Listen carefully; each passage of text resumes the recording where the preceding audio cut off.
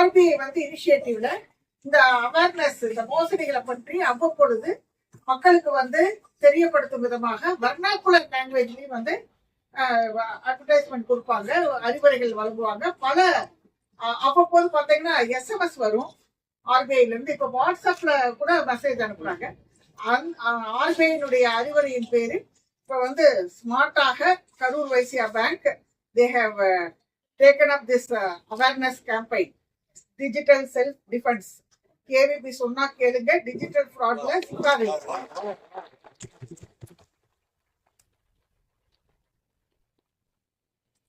எனக்கு பாத்தீங்கன்னா இந்த பேங்க் எக்கனாமிக் அஃபென்சஸ் அண்ட் என்னுடைய கெரியர்ல க்ளோஸ் கோஆர்டினேஷன் இருக்குது. ஏன்னா என்னுடைய எக்கனாமிக் அஃபென்சஸ் விங்கில பாத்தீங்கன்னா நான் கிட்டத்தட்ட என்னுடைய 28 வருஷ சர்வீஸ்ல கிட்டத்தட்ட 7 வருஷம் I was DSP economic offences wing, SP economic offences wing. டோட்டலா என்னுடைய சர்வீஸ்ல 7 years ஆஃப் எக்கனாமிக் அஃபென்சஸ் விங்ல நான் சர்வீஸ் பண்ணியிருக்கேன். அதனால I am very much aware of the RBI rules and regulations and banking practices.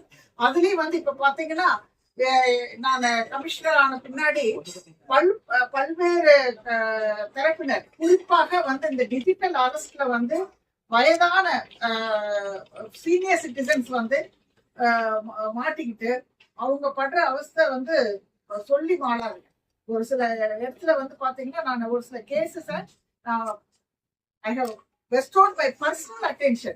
அங்கங்க போ, டெல்லி போ, அங்க போ, அங்க பண்ணா கூட 1 கோடி 1.5 கோடி லாஸ் ஆனா கூட எங்கனால வந்து ரெக்கவர் பண்ண முடிஞ்சது. ஒரு 15 லட்சம் 20 லட்சம் அது கிடைச்சாவே பெரிய விஷயங்கிற மாதிரி அந்த வயது முதிர்ந்தவர்கள் வந்து அவ்வளவு வேதனைப்படுவாங்க. ஏன்னா கடைசி காலத்துல அவங்களுடைய சேமிப்பை வந்து டார்கெட் பண்ணி அடிச்சிருக்காங்க. இப்ப பாத்தீங்கன்னா நம்ம இந்தியாவில பாத்தீங்கன்னா ஒரு மாநிலத்தினுடைய ஒரு வில்லேஜ் பாத்தீங்கன்னா அது it is known for cyber crime. அப்புறம் பாத்தீங்கன்னா நம்ம உலகளாவிய இதுல பாத்தீங்கன்னா ஒரு கண்ட்ரி கம்போடியா, நான் சொல்லிடுறேன், பேரே சொல்லிடுறேன். கம்போடியா நாட்டுக்கு வந்து நம்ம இங்க போயிட்டு இந்த மாதிரி டிஜிட்டல் அரெஸ்ட் இதை வந்து கமிட் பண்றவங்க அதிகம். இப்பவும் நாங்க வந்து ஒரு சில கண்ட்ரில இருந்து வரும்போது அவங்க என்ன காரணத்துக்காக, என்ன இதுக்காக போனாங்க, வேலைக்கு போனாங்க, எதுக்காக திரும்பி வர்றாங்கன்றது நாங்க வழக்கமா நாங்க விசாரிக்கிறது உண்டு. அது போக பாத்தீங்கன்னா அந்த டிஜிட்டல் ஃப்ராட்ஸ் வந்து அதனுடைய பரிணாமங்களை தான் நான் இப்பதான் நான் நினைச்சிட்டு இருந்தேன்.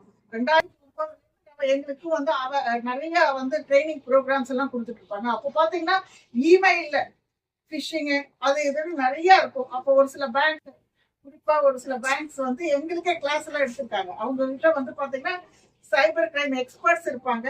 அப்போ வந்து எங்களுக்கு எடுத்துட்டு இருந்தாங்க. அப்புறம் நாங்களே ட்ரைனிங் கிட்ட அனுப்புவாங்க. நேஷனல் போலீஸ் அகாடமி, டிஎன்பிஏ, அங்கங்க எங்களை அனுப்பி சைபர் செக்யூரிட்டி சம்பந்தமா, சைபர் கிரைம் கேசஸ் சம்பந்தமா எங்களுக்கே ட்ரைனிங் கொடுத்துட்டு இருந்தாங்க. இப்ப பாத்தீங்கன்னா இப்ப வந்து நினைத்து பார்க்க முடியாத அளவுக்கு அது வந்து டெவலப் ஆயிடுச்சு. டெக்னாலஜி டெவலப் ஆக இந்த கிரைமும் டெவலப் ஆயிட்டு இருக்குது, சைபர் கிரைமும். அதே நேரத்துல கேவிபி அபிஷியல்ஸ், பேங்க் அபிஷியல்ஸையும் நான் பாராட்ட விரும்புகிறேன். இந்த இனிஷியேட்டிவை வந்து பட்டி தொட்டி எல்லாம் கொண்டு போய் ஃபர்ஸ்ட் திருச்சி டிஸ்ட்ரிக்ட்ல ஆரம்பிச்சிருக்கிறாங்க. இது வந்து மற்ற இடத்துலயும் வந்து படிப்படியா பண்ண போறாங்க. பேன் இந்தியா லெவல்ல இதற்கு முன்னெடுக்க போகிறார்கள். ஆகவே என்னுடைய பாராட்டுகளையும் வாழ்த்துக்களையும் தெரிவிக்கிறேன்.